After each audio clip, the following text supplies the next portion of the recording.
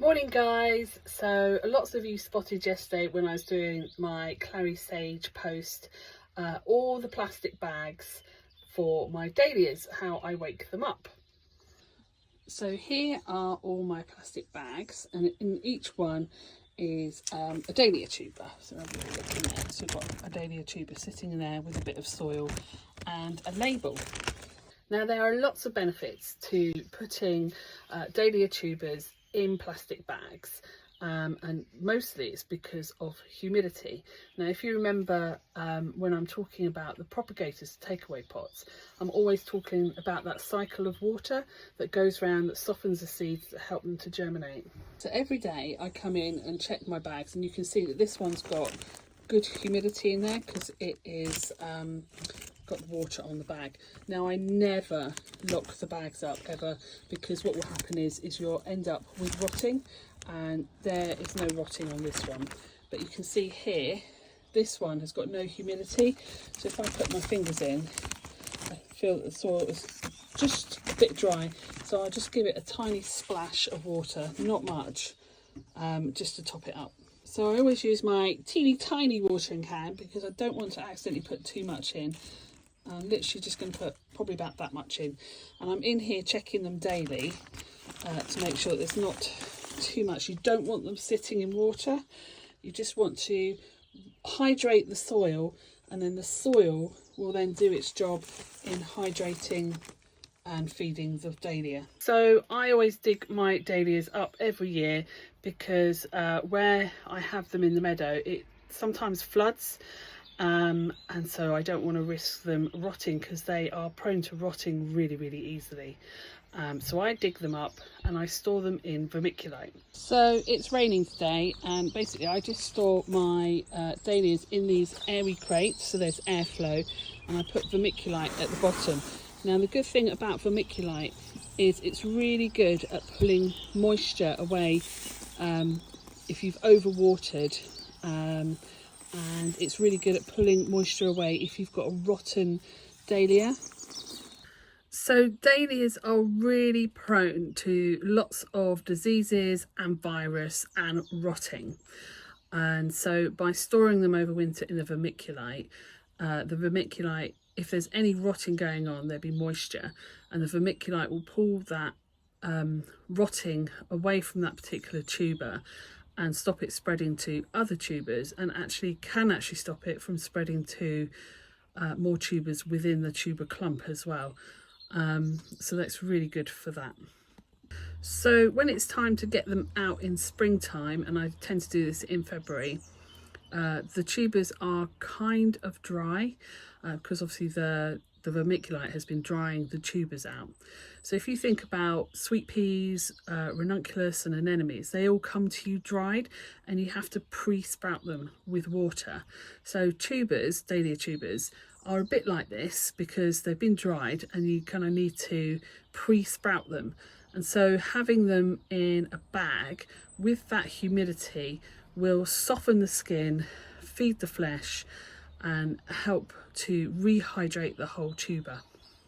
So because tubers are prone to rotting, sometimes it's really hard to know if you've got a good tuber or a bad tuber when you pulled it out of the ground. Also, sometimes when I said you have to leave your bags open, sometimes you can have them fall over and the bags will shut, but if you're coming in checking them daily, you can get on top of that. But let me just show you a bad tuber. So by waking up the tubers, you actually can discover if you've got a good or a bad tuber, and then that way you've contained all the disease and badness within the bag as well, and you can just throw the whole thing away. So when this one went in the bag, it looked like a good tuber and I had high hopes for it, but by waking it up and having it in the bag, I've discovered that actually it's a bad tuber, so it's all rotted. So I'm actually going to love that away with the soil because I don't want to spread any more disease into my garden. So it's basically contained all the disease in that bag, so that's going. So out of all of my dahlias, I've actually got two that are a bit suspect, so I'm going to pull this one out. You can probably see already. There you go. So this will actually feel, there you go, it's a bit squishy,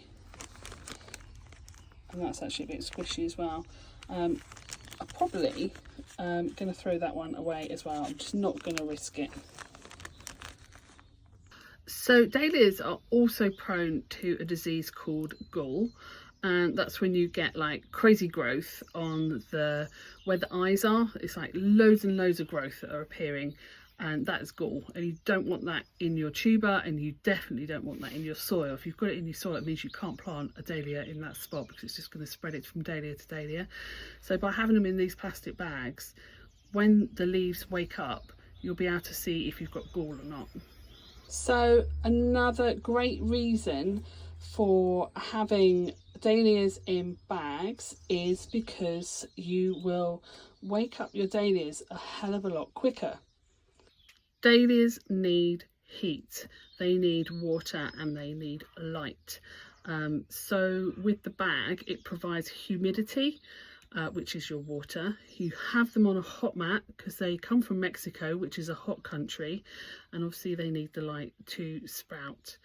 And that humidity not only softens the flesh of the tuber, but also softens the eyes and encourages the eyes to sprout and grow. So I'm going to show you a good tuber now. So here is a good tuber, and this tuber has only been on the hot mat for a week, and you can see I have loads of sprouts there, so I can probably take that out. So I don't know about you, but when the tubers come out of the ground, sometimes the eyes are really hard to see. Sometimes they're really easy to see, and so you can chop them up there and then, but sometimes, and most of the time, it's really hard to see. And what I do is I wait for the tubers to sprout, and then I can see where I need to snip them to create new plants. So here you can see I've got one tuber that was easy for me to spot, and I've chopped it off, and I've got the little sprout at the top here. Actually, I've got two eyes on there, you can see, which is fabulous, and I've got the root structure. So this one will go back in the bag, or I might pot it up in about a week's time, but it's doing really, really well. So here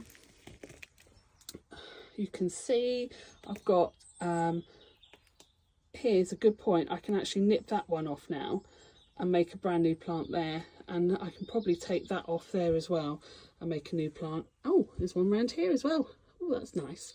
So I've got another one there, so I can now split this up with confidence, knowing exactly where the eyes are, and chop it up into bits. So this is a really great method for creating that humidity that's much needed for the tubers. But you can see I've actually got loads and loads of tubers on here. If I'd had those potted up in pots, I would not get as many on my hot mat as I would do as I have here in plastic bags, because they all just sort of fit nicely together. Now, it is a job. You will have to come and check on them every day, because you don't want them to dry out, because then they lose their water, and you also want to watch out for any that have got disease so you can get rid of them. So I hope that has helped you think of a different way to wake up your dahlias. I've found it's worked really well for me over the years, and I always, apart from the disease bags, recycle my bags, and I just wash them in some vinegar and some soapy water, and that seems to kill off everything. So, do you think you might give the plastic bag method a go for starting your tubers this year? Let me know your thoughts, and I will show you another tip soon. Bye!